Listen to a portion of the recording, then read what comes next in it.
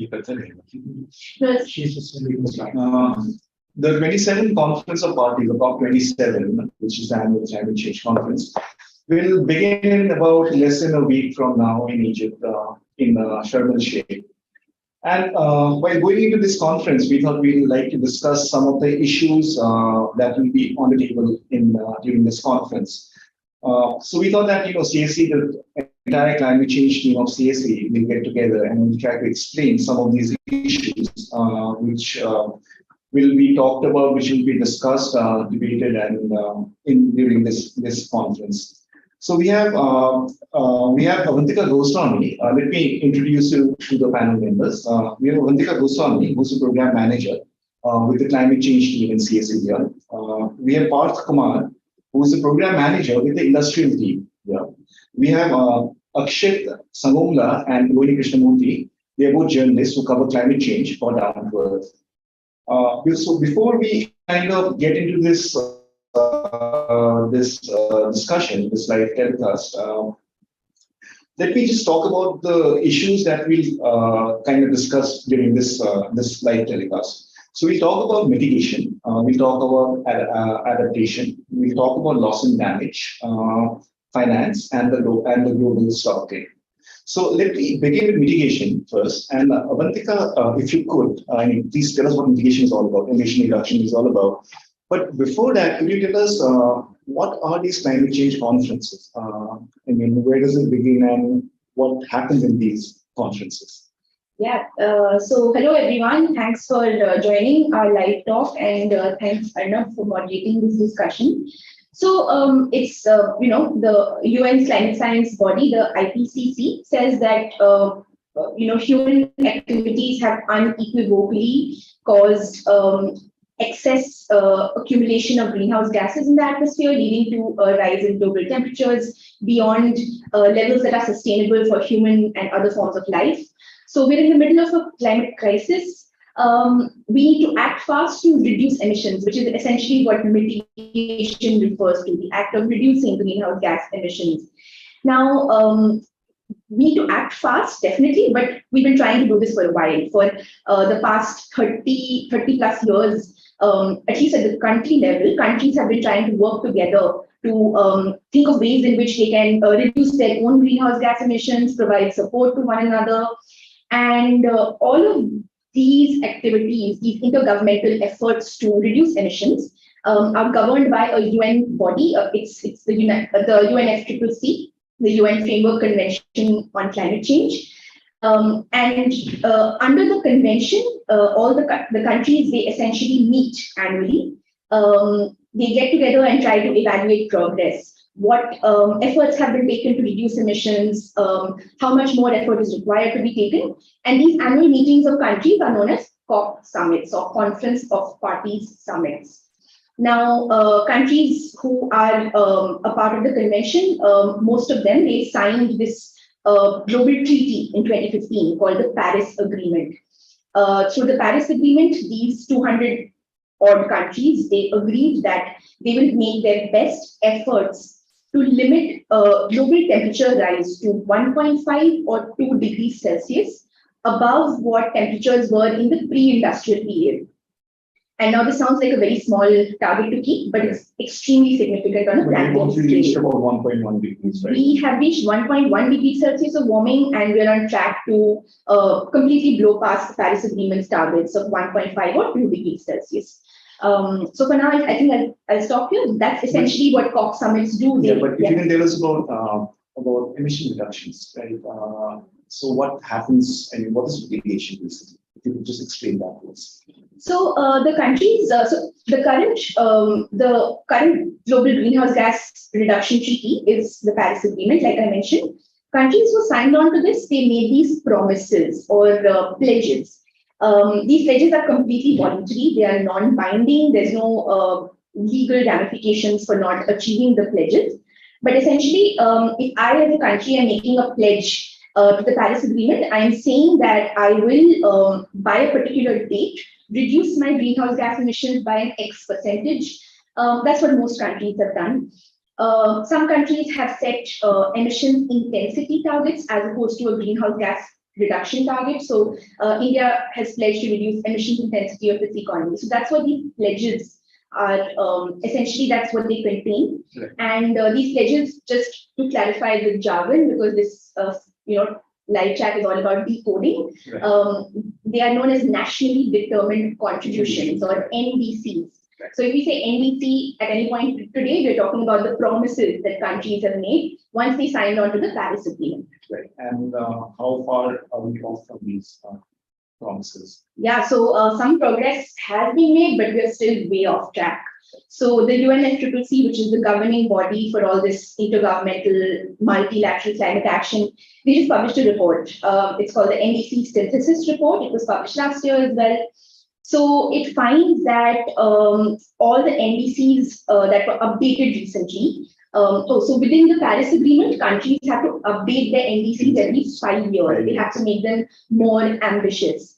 So the UNFCCC finds that currently, if all the NDCs were pledged, implemented, achieved, successful, we are still on track for close to 3 degrees Celsius of warming above pre-industrial levels. Right. So they've given a range of 2.1 to 2.9. The upper limit is 2.9 degrees Celsius, which is on a planetary scale, that's huge. If you think about the actual, how that translates into impacts, it means extinction of coral reefs. It means devastating droughts. It means entire cities and regions becoming uninhabitable. We are already seeing this, and this will get amplified many times over. Absolutely. Right. Absolutely. Parth, can I come to you? Right. I mean, most of the emissions have come from our use of energy. Yeah. Right. That is the main thing, and that's where your emissions come from, most of them. Right? So, but in the last 3-4 years, we've seen the pandemic set in, right? We've seen a global recession. And for the last 8 months, we've seen the Russia-Ukraine conflict, Russia's invasion of Ukraine. So how does all this actually affect our climate change emissions? I mean, the emissions that are required, the emission reductions that are required to keep, like she said, temperatures within 1.5 degrees Celsius. So basically, if I start with total emissions in 2019, according to the IPCC report, was 59 gigatons. Right. And out of that, 34% was from energy supply, and 24% was from industry. Altogether, they make around 58%, which is, you can say that 60% of emissions come from there. Right. Now, if you want to look at what will happen to mitigation efforts in COP27, we really cannot talk about it without talking about the economic condition of the world, and also about the war and the energy crisis which is going around. So if you look at the economy, the big economies of the world like China is going through a tough time because of real estate crisis happening and the COVID rules which they have put in. Right. Also, US has shown negative growth in the past 2 quarters. Right. Similarly, the whole European continent is facing energy crisis because of the war situation happening between Russia and Ukraine. Right. And that's a huge crisis for them. Right. Similarly, Russia, being a part of the war, has been put up with sanctions. Right. So Russia is looking out for new markets for its energy, which is produces, which is oil and gas. So similarly, this is what is happening. So what's happening basically is that Europe basically imported 40% of its gas from Russia, which has now gone down to 7.5%. And with this, Europe needs to find more alternatives. And Europe is looking around into different options. One of the options which is really being talked about these days is that they are looking into Africa for natural gas. And Algeria and Egypt are the biggest natural gas producers in Africa. But the point here comes is that there is huge energy requirement of the African continent itself. And these economies need to transition. Gas is not a clean fuel, but it is cleaner than coal. Right. So basically, the right over such a fuel might come first to them rather than making economic benefit out of that. And countries which have been historical polluters should definitely look towards a pathway of moving more towards renewable. Right. Renewable might have its challenges of storage and others, but I think there is still that a lot can be done over there. Right. So let me ask you, is this an opportunity or is this a development? Yeah, very, very good question, Anna, because I think a lot of people, even the IEA report, World Energy Outlook report, has said that this can be seen as an opportunity. Right? For all these historically depleting countries, this should be seen as an opportunity because there's a hustle in the fossil fuel market around the world. And this should be used for them to move towards renewable rather than getting into more of gas and building infrastructures which tie them down for decades and decades. Right? So I think there's a figure which has been published that the European Union saved 11 billion euros in avoided gas imports ever since the Ukraine war started because of wind and solar that were ramped up to fill that gap. So the economics of it are actually showing that we're on track to transition towards zero carbon energy, especially countries that have the resources and the means to do so right now. Yeah, exactly. And that's why I think this year, I think, of course, it's a game about how energy dependent countries are looking out for energy sources and energy supplying countries are looking for new markets. Like US is looking for gas, how they can pull in gas more into Europe, how Russia is looking into Asian markets, how Europe is looking for energy dependence in Africa. So, of course, there will be a sort of a step back in terms of mitigation this year, but this can be chosen as an opportunity by these nations to actually ramp up their clean energy. Yeah, and reduce their dependence on gas and oil. Yeah. Right. So one part of the whole thing is, of course, your mitigation, right? How do you reduce emission? But the other part is also about adaptation, which is basically how do you make communities resilient to the effects of climate change, to the effects of extreme weather events. So what's happening on that front in the negotiations right now? So the climate, so basically extreme weather events, as we have seen this year, have devastated communities all around the world. We have seen floods in Pakistan, we have seen the heat waves in India and Pakistan, Nigeria floods very recently. So the impacts are already happening and these vulnerable communities have to adapt to these impacts. And the progress, the negotiations progress on adaptation has been very slow. Because there was a global goal on adaptation that was established under the Paris Agreement, under Article 7. But the progress on that has been very slow. It's been going on for the past 6-7 years. It has slightly increased pace in the past year because the Glasgow in the previous COP in Glasgow, the Glasgow Sharm el-Sheikh work program was established for global goal on adaptation, and that has under that a few workshops were conducted this year, and there has been a lot of discussions. There have been a lot of examples that have been put through for how adaptation should be done, because under this global goal on adaptation, each of the countries have to come up with their national adaptation plans. So under these, they have to say what local adaptation measures they'll be able to take. For instance, early warning systems, which are now being promoted by the World Meteorological Organization as well. There'll be climate resilient seeds for agriculture. There'll be coastal resilience, where coastal erosion has to be prevented. So such things have to be taken up. So each of the countries have come to the table in these workshops, and they have presented examples of how these local adaptations can be made and how assessments of these local adaptations can be made. But then bringing it all together onto the global platform and assessing it together would be is a major challenge right now. And these so the next workshop that is going to happen at Sharm el-Sheikh is going to be about that, how to bring all of these national adaptation plans together and how to assess them, perhaps under the global stock take as well. The most important thing right now is adaptation finance, which is very minuscule right now. Whatever total amount of finance is there, climate finance, under that, it's So very there's no money on the table to exactly start. But one of the big questions again, right? I mean, adaptation, finance, and mitigation. These have been the three pillars, and technology, of course. These have been the four pillars on which your negotiations are happening. But now we are seeing that adaptation is actually not enough, right? Because the effects of climate change, of the weather events, are here for all of us to see.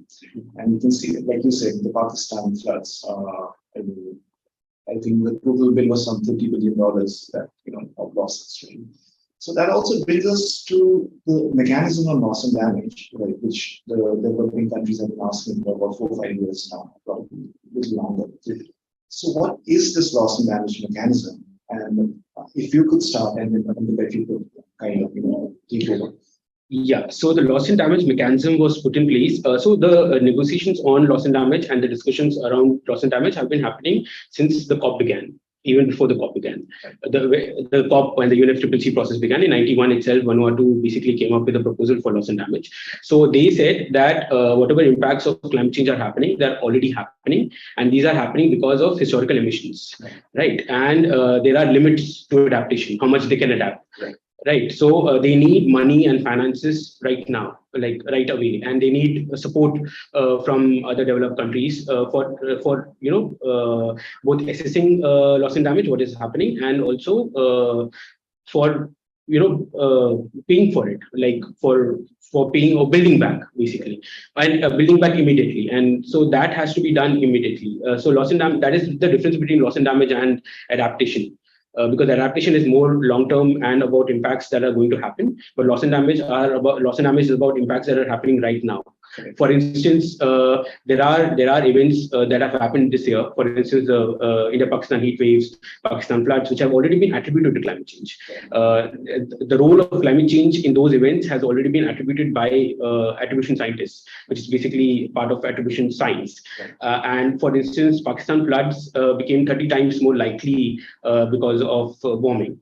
And this has happened because of historical emissions. And there are certain countries which have been historically emitting greenhouse gases for the past 150 years, and they're responsible for these events, for the role of climate change. So basically, these countries have to now pay up for the loss and damage that is happening in the vulnerable countries, because they are not responsible for the emissions, and pay up, and basically they have to be, the historical responsibility has to be fixed. Yeah, so that is one of the major things that is going to be taken up at the COP this year, and I think Avantika will be able to explain. Just to add here, I think about 40% of the emissions are just from the US and the EU. Yeah. The historical emissions. That's the thing. Yes, absolutely. The US alone is responsible for about 1/4 of total greenhouse gas emissions since the pre-industrial period. Similarly, the EU is responsible for something like 20-22%. So there are very clear actors here responsible for this crisis. You will hear a certain narrative that, what timeline are we pegging these historical emissions to? So there's the pre-industrial period is typically 1850 to 1900, that bracket. And if you look at the years before 1990, most of the emissions were emitted by the US, Australia, Russia, Canada, Japan, EU, and so on. 1990 onwards, we had a new player. We had China with increasing emissions. And today, if you look at the latest figures for carbon dioxide emissions in 2020, China emits about 1/3 of the world's emissions. So it's by far, it's exceeded. Gone far beyond the US, EU, etc. So if you look at today's emissions, yes, China is definitely in focus. India is the 4th largest emitter today, but with the population of the size that we have, on a per capita basis, our emissions are far below the world average. So we now, about 3%. so in terms of historical emissions, India is responsible for only 3% of historical emissions. So that's what makes this loss and damage question, as Akshit mentioned, it's been proposed since the early 1990s, but it's been constantly deflected, delayed, shut down in various creative ways by developed country blocs. Obviously, because nobody wants to take on that kind of liability. And in fact, the Paris Agreement mentions loss and damage, but it, all the teeth were taken out of it because any references to compensation and liability were removed. Right. So the Paris Agreement, in the decision that adopted the Paris Agreement, actually has a caveat which says, it won't talk about compensation. So essentially, all the discussions over the past couple of decades have been around technical assistance to assess the extent of losses and damages, other kinds of, extremely administrative tasks and programs. But what we're trying to get to right now is the crux of it, is the money. Right. It's the polluter pays principle. It's not complicated. So last year at COP26, the 26th such Conference of Parties meeting in Glasgow, the biggest negotiating bloc, which is G77 plus China. So at these COP summits, countries band together in coalitions to over common shared interests and goals, and they negotiate in blocks typically. I mean, that sort of increases their bargaining power depending on different interests. So G77 in China represents 80% of the world's population. They're the largest negotiating bloc. They put forth a proposal that they want the establishment of a loss and damage finance facility. And this should be established under the UNFCCC. Of course, when the G77 unites behind something like this, it has a lot of weight. But unfortunately, the UNFCCC process decisions are adopted based on consensus. So any one party can derail the entire process, which it was derailed. Countries like the US, Switzerland, even EU, they were opposed to this loss and damage finance facility last year. So then the discussion went to, okay, we won't do a loss and damage finance facility, let's have a dialogue. A dialogue is basically a series of discussions. So that's what the Glasgow dialogue. And that was a last minute decision. That was a last minute thing. It was like seen as a complete watering down of the G77 proposal. So the Glasgow dialogue is continuing, but in fact, over the past year since COP26, the calls for loss and damage have not gone away, which is really interesting. And that's why loss and damage should be one of the headline issues at COP this year. Nobody is really expecting, I mean, people who understand how the politics of these things work, we're not expecting the developed world to say, some kind of all right, here, we are opening our wallets and we're going to pay for all of your damages.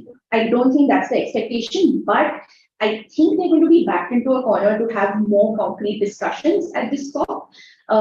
Firstly, for a number of reasons. I mean, extreme weather events are just escalating, not just in the developing world, but even the developing world. In the developed world, the European heat waves. European heat wave, the US heat wave. Secondly, attribution science is evolving and becoming clearer every year. There is absolutely no doubt. I mean, I'll stop you. Yeah. Sure. Right. Because what you've talked about, both for adaptation and for loss and damage, is basically finance is a common issue, right? And we knew that in Paris, the developing countries say $100 billion for helping developing countries to on mitigation and adaptation. But what's happened with that money? Has anything been put on the table yet? They've repeatedly failed to meet the $100 million target. And actually, so climate finance becomes important because the developing world is least equipped to adapt or fight or reduce greenhouse gas emissions. So according to OECD data, last year the latest information is available until 2020, and $83.3 billion was seized. And there have been questions raised on this figures as well. So there's another report, Oxfam report, and according to them, the financial assistance provided is around $21 to $24 billion.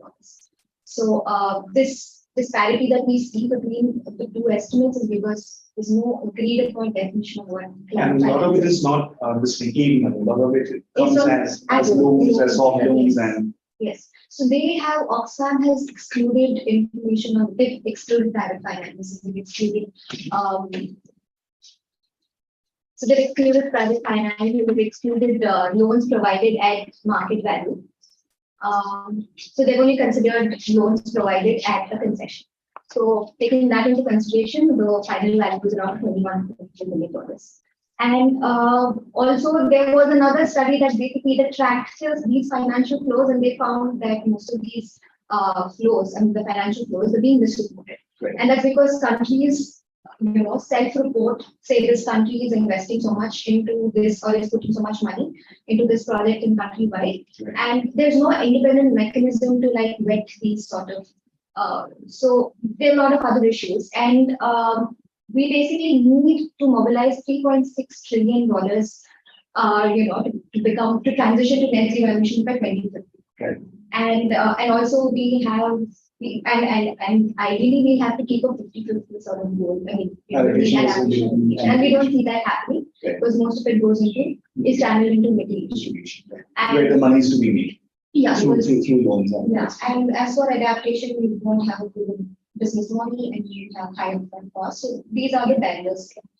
And according to Oxfam, there is about 9.5 to 11.5 billion channeled into adaptation. And 9.5 to 11. 11 billion, so something around that. And the cost, adaptation cost currently is around 70 billion. So that's quite a lot. That coming back to that cost, right? Even loss and damage. What is the cost which has been calculated?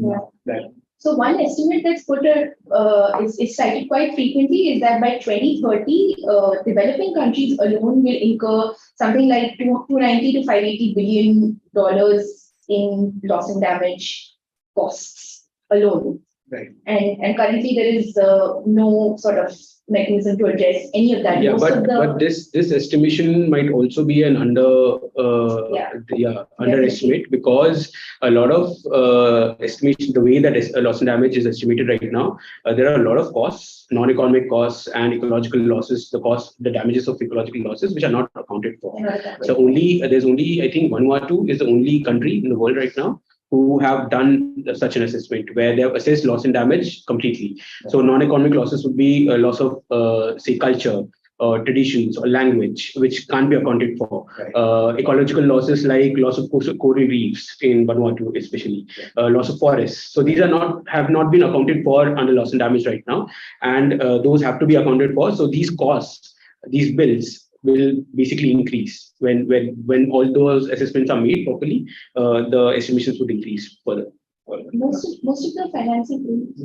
Yeah, Arnab, no, please. No, just to add that in terms of the types of financing, the way for mitigation, most of it is in loans. For loss and damage, most of it is in the form of humanitarian aid in the post-disaster period. Yes.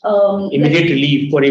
Most of it is for immediate relief. Yeah. It's not for. And there's also a lot of stress on private insurance as a mechanism which is championed by developed countries. But the problem with that is that premiums are often unaffordable for vulnerable communities. So and it's a profit-driven model. There's no access. There's a problem of access for vulnerable communities to get access to insurance, basically.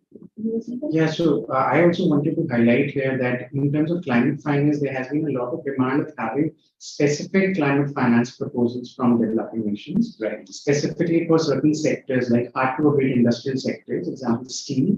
I mean, steel is a sector which is hard to abate and totally dependent on coal, and technologies like carbon capture are quite relevant in that domain. And to transform big developing countries like India, I think a specific proposal can be built on that basis, so that money can be flowed in directly. This will also help the agenda for developing countries to actually pitch in on a logical argument about climate finance to the international community. So I think a specific proposal that we're and most of your mitigation money has it come through as aid, or has it come through soft loans and? It's a mix. It's a mix of. It's a thing. Okay, before we carry this conversation forward, let's talk about the global stock taking, which is basically looking at all the emissions and doing recalculation. Yeah. So basically, global stock take is a mechanism under the Paris Agreement, under Article 14 of the Paris Agreement, which basically assesses. It's a process of assessment of the implementation of Paris Agreement goals. So under that, the first process started in 2021, and it will go on till 2023, and then happen every 5 years. So the first process has started, and the countries have been meeting up to assess how this global stocktake can happen. So most of the negotiations are still in the technical phase. The workshops are still ongoing. There will be another workshop at COP27 as well, and there countries are getting together to basically try to understand how these various things that are happening in mitigation, adaptation. Mitigation still is easy because there's a single metric that you can measure. Like adaptation is extremely difficult to measure, and that is why it is proving extremely difficult to basically get those metrics together, because every country will be having their own indicators, own metrics to measure adaptation goal, like how the progress on adaptation. So that is the main thing that is being discussed right now. There are certain ways that have been proposed, but there's no consensus on those metrics or on those indicators, but the work is still ongoing. So again, I mean, coming back to the emissions cap report, and those who can pitch into this, right? How do you see the emissions trajectory, the emission reduction trajectory happening? So, as per the IPCC published its sixth assessment report between last year and this year. So, one installment was last year, two installments were this year. The IPCC does this on more or less a 7-year cycle. And each report has three parts. One assesses the science of climate change, one assesses adaptation and impacts, and the third installment assesses mitigation or solutions to reduce greenhouse gas emissions. So the IPCC has actually assessed that to meet the 1.5 degrees Celsius target of the Paris Agreement, we need to cut global emissions by 43% by 2030 compared to 2019 levels. Excuse me. It's essentially halving of emissions. But based on the current pledges, the promises that have been made under the Paris Agreement, the NDCs, the UNFCCC finds we're on track for a 3.6% reduction only. Over to 2019. Compared to 2019 levels by 2030. So in 2030, if all NDCs are implemented, we'll be at about 52.4 gigatons of carbon dioxide equivalent. We need to take that down to 31 gigatons according to the IPCC. So we are way off track. There are a few positive signs. So in terms of the trajectory of emissions, the UNFCCC finds that with current NDCs, we will actually peak emissions before 2030. So it will hit a peak and then potentially start declining, but that's still nowhere near enough to limit temperatures to 1.5 degrees or 2 degrees Celsius. So we're definitely far off from that target. Even the IEA report recently said that fossil fuels will be peaking in the coming time. So I think that also plays into it. But I think also, I mean, if you're talking about the IEA report, there are three scenarios that are. Let's talk about a little bit about those three scenarios. So I think the IEA report has shown that the temperatures will be controlled before 2030. And in terms of peaking, I think the peaking is somewhere around to 2024. I think around they said demand for fossil fuels is expected to decline by 2030 in what is the announced pledges scenario, which is the scenario under which all the current NDCs are implemented. So that's a positive sign. It's not a good sign for the fossil fuel industry because it's sort of limiting their lifetime. But I think what they've essentially said is that the rate of adoption of electric vehicles, the ramping up of renewables is extremely promising. So we are on track to see fossil fuel demand peaking and then declining by 2030. All the fuels separately as well, they've shown graphs that will be peaking between up to 2030. Right. So if I was to ask you guys for a final comment on this thing, what if I was to ask you, what do you expect from COP27? It's one of those go in between COPs, right? I think it is as you say, it's a bit of an in between COP, but I think discussions on loss and damage should be. I think they're already hot. They're already being discussed. Everybody is in for it, and the developed countries have also started talking about it, or at least saying something about it. So loss and damage discussions should go ahead, will perhaps go ahead to a certain extent, and maybe the fixing of historical responsibility may not happen. It might not go there, and compensation and all won't be discussed. But at least some compromise and some discussion should be there, and some talk should happen. Apart from that, I think adaptation, the global goal on adaptation should be, it's the final workshop that's going to happen there. So there'll be some output from there, and maybe they'll be able to perhaps define adaptation on a global level in a better way, and get together all the national adaptation plans. And rest is global stocktake. I think that also will go forward, but it will be mostly discussions. I think not a very output driven. Parth, what do you think are your expectations from this? So I think, especially looking at mitigation, I think it will be a slow beginner for mitigation this year because of the whole economic and the energy crisis going around. And I think that will turn the attention towards topics like loss and damage and climate finance a lot during this COP. And a good thing will be to see that because a lot of European countries are planning to move back to coal, I hope they are not planning to shift their targets, which they have already committed in their NDCs. That will be something which we really look forward to, and that no decline happens in terms of energy commitments really at COP. Avantika? I think I shift a little. I think we have some really good expectations set here. I'll take on my advocacy hat and say that we cannot afford to, allow this narrative to thrive, that this COP will not produce much. We have the activist and civil society community has made great progress on the issue of loss and damage, Right. and backing developed countries into a corner and getting some sort of a concrete commitment out of them, whether it's a finance facility, whether it's alternative funding mechanisms. I think that momentum should not stop. I think this is a great sort of deal of progress that's been made on this issue. And the other is just greater mitigation efforts from the developed world. I mean, despite having the resources to transition to zero carbon energy, we're seeing Europe, the US, other developed countries completely entrenched in natural gas, even in coal. So we need to see stronger efforts to transition to zero carbon energy systems and more financing to help the developing world. So I think we cannot lose sight of those goals, I think. So yeah, putting on my advocacy hat there. No, fair enough. I think we all need to be open, and actually a lot of work has gone into loss and damage, and that was a very short period of time, because the actual advocacy happened only about 5-6 years ago. I think from Warsaw onwards, right? When the Warsaw mechanism. 2013. 2013, basically. So Rohini, your last thoughts on finance. What do you think will happen this time?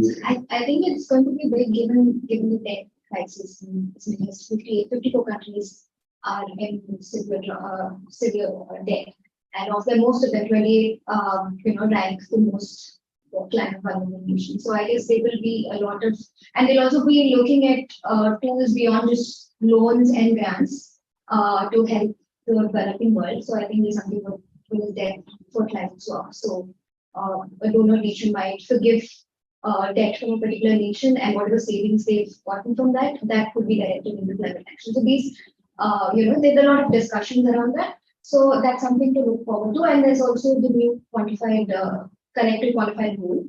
So that will be, there's going to be some amount of discussions on that to define whether it's just going to be developed nations channeling financing to developing nations, or everybody's got to chip in. So there are a lot of, and what are the sub goals? So these kind of discussions.